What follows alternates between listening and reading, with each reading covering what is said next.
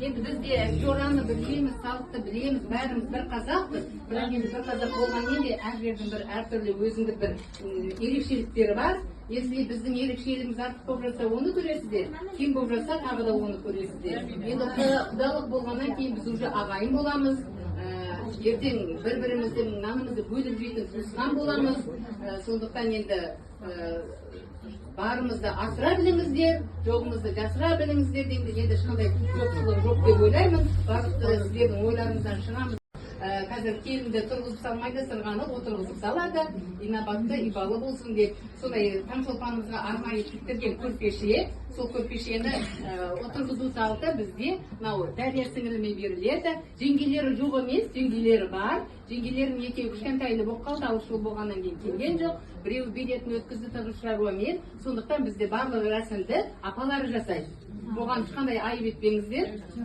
Мынау енді бізде Дәрия деген қызымыз кішкентай болса да өзінің 3 баласы бар, өзінің қалған сара жолы бар. Өзі қазір айтамыз ғой, бизнес леди деп. Сондай Ал құрметті құдағилар, қош келдік. Көп рахмет, дастархандарыңызға рахмет. Енді әр елдің салты басқа демекші, шынымен келгеннен бастап салттарыңыз ерекше болып жатыр. Біз үшін өте келін апамыздай, сіңіліміздей болып кетеді. Таңшолпан сондай болады деп ойлаймын. Өзінің түрінен көріп тұр, ата-анасын көрген бетте сразу түсіндік қандай жердің қыз екені, барлығы түсінікті, өте әдемі. Енді салтымызды бастайық. Бүгін міне мынандай керемет төр көрпе дейді ғой. Қандай әшекеймен ойланған Дархан мен Таңшолпанның өмірі осындай әдемі болсын, мамық болсын, жұмсақ болсын. Таңшолпанның шаңырағында осындай төр көрпе арылмасын.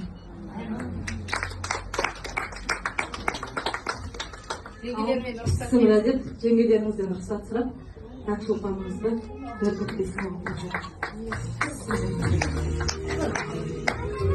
Құдағиларыңыздың көресі Айнұр салады. Айнұр жас болса да бас, білімді, ақылды, өзінің салған сара жолы бар.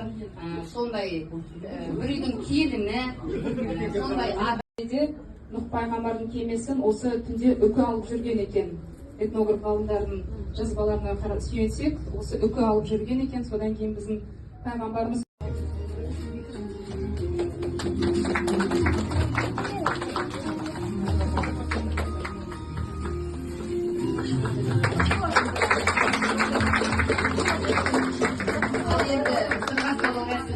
Бақытжанның сіңілісі Маржанға бұйырып отырмыз. Маржан негізі қалада өскен, ауылға келін болып түсті. Сол ауылда 7-8 жыл ененің қолында тұрды. Сол ауылдың номер 1 келіні болды. Сол әулеттің номер 1 келіні болды. Сиырды сиырдай салды, майды майдай шайқады. Ағайынның ішін. Осы өзіміз қазір ақ алтын гауһар тасымен таққалы тұрмыз.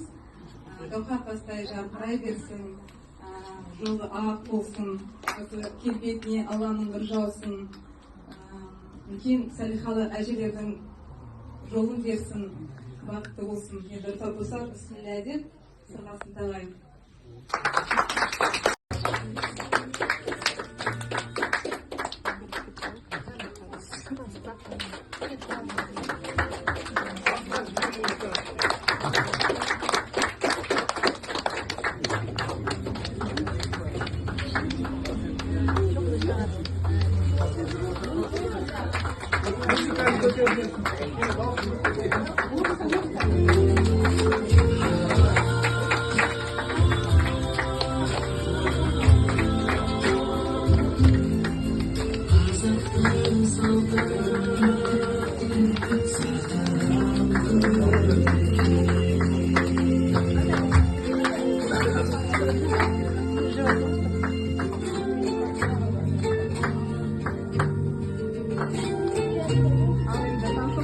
Сырғалым аталды, біздің елге ару қосылды.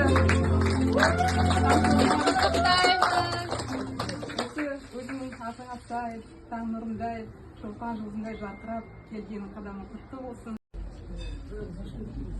Енді біз де жораны білеміз, салықты білеміз, бәріміз бір қазақпыз. Бірақ енді бір қазақ болғанмен де әр жердің бір әртүрлі өзіндік бір ерекшеліктері бар. Если біздің ерекшелігіміз артық болып жатса, оны көресіздер. Кем болып жатса, тағы да оны көресіздер. Енді құдалық болғаннан кейін біз уже ағайын боламыз.